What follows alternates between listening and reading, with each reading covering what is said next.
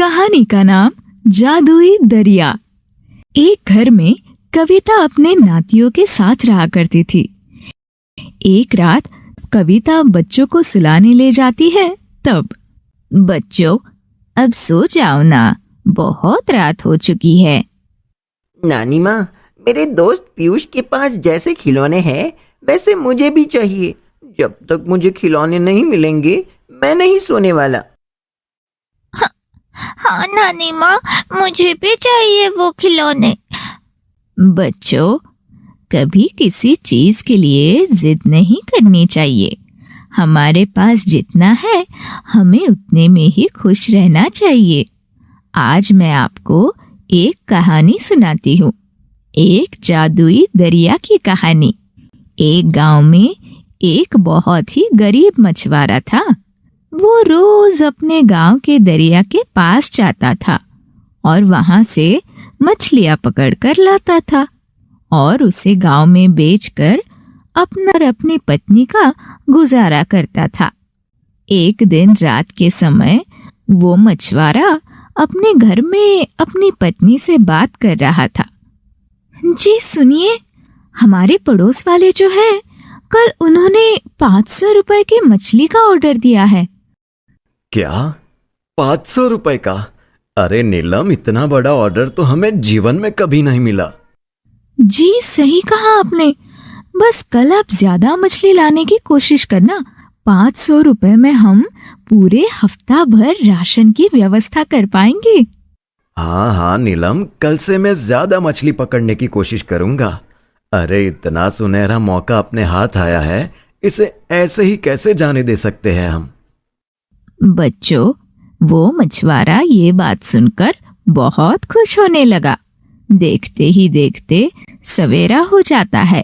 वो मछुआरा रोज की तरह आज जल्दी ही दरिया के पास चला गया। वो वहां सारा दिन बैठा रहता है, पर आज उसे एक भी मछली हाथ नहीं लगती। ये देखकर वो मछुआरा बहुत परेशान होने लगा। फिर क्या हुआ नानी माँ? उस मछुआरे ने क्या किया? फिर शाम होते ही वो मछुआरा उदास होकर अपने घर लौट आया। उसने अपनी पत्नी नीलम को सारी बात विस्तार से बताई। दोनों बहुत दुखी होने लगे। अगले दिन फिर वो मछुआरा दरिया के पास आया, पर आज भी उसके हाथों एक भी मछली नहीं लगी। इसी तरह कई दिनों तक ऐसे ही चलता रहा। उस मछुआरे के हाथों एक भी मछली नहीं आई। अब तो उसका और उसकी पत्नी का बुरा हाल हुए जा रहा था। कई दिनों से भूखे रहने की वजह से दोनों अब कमजोर पड़ने लगे थे। इतना होने पर भी उस मछुआरे ने मछली पकड़ना नहीं छोड़ा। वो फिर गया उस दरिया के पास और वहां बैठकर रोने लगा। अरे ये सब क्या हो रहा है मेरे साथ? मेरे हाथों एक मछली तक नहीं लग रही। मेरी पत्नी भी घर में कई दिनों से भूखी है। अब हमारा क्या होगा? काश मेरे पास भी एक साइकिल होती तो मुझे घर से इतने दूर दरिया तक पैदल नहीं आना पड़ता। वो मछुआरा ये कह ही रहा था कि तभी उस दरिया से एक सोने की साइकिल निकल आती है। ये देखकर वो मछुआरा उस साइकिल को अपने हाथ में लेता है। अरे ये तो सोने की साइकिल है, पर मेरे पास साइकिल का कहते ही इस दरिया से साइकिल कैसे निकल आई? ये कैसे संभव है? तभी वो मछुआरा कहता है, काश मेरे पास कुछ पैसे होते। इतना कहते ही उस दरिया से पैसे भी निकल आते हैं। ये देखकर वो मछुआरा समझ जाता है कि ये एक जादुई दरिया है। अरे वाह, ये तो एक जादुई दरिया है। इसके पास बैठकर मैं जो भी फरमाइश करता हूँ वो पूरी हो जाती है। बच्चों, उसके बाद वो मछुआरा खुशी खुशी अपने घर आया और उसने अपनी पत्नी को वो सारी बात बताई। जादुई दरिया की बात सुनकर नीलम की खुशी का ठिकाना ही नहीं रहा। वो बहुत खुश होने लगी। इसी तरह उस मछुआरे ने अब मछलियां पकड़ना छोड़ दिया और वो रोज उस दरिया के पास जाकर नई नई फरमाइश करता रहा और वो जादुई दरिया उसकी सारी फरमाइशें पूरी करने लगा। अब वो मछुआरा धीरे धीरे अमीर होने लगा।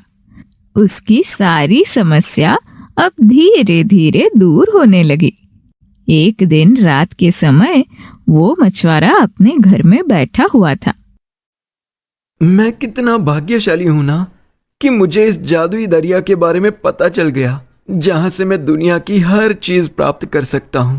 सच में हमारा दुखी जीवन कैसे सुख में बदल गया। बस ये बात अब मुझे इस गांव वालों से छुपानी होगी। अगर किसी को जादुई दरिया के बारे में पता चल गया तो पूरे गांव में तहलका मच जाएगा और मुझे तो कुछ भी नहीं मिलेगा। बच्चों, तभी उस मछुआरे के मन में एक और बात आती है के बहुत सारे लोग आते हैं।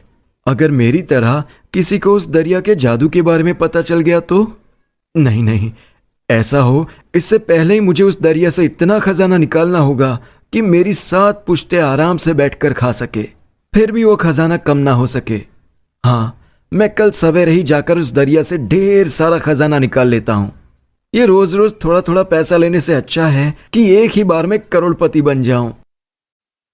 देखते ही देखते सवेरा हो जाता है। तभी वो मछुआरा फिर से उस दरिया के पास जाता है और उस दरिया से फरमाइश करने लगता है। ए जादुई दरिया, मुझे अपने जादू से इतना खजाना दे दो कि मेरी 7 पुश्तें बैठकर आराम से भी खाए तो वो खजाना कम ना हो और मुझे जीवन में कभी पैसों की और किसी भी चीज की आवश्यकता ना पड़े। उस मछुआरे का इतना कहना था कि तभी उस जादुई दरिया से पूरा गांव भरकर खजाना निकल आता है।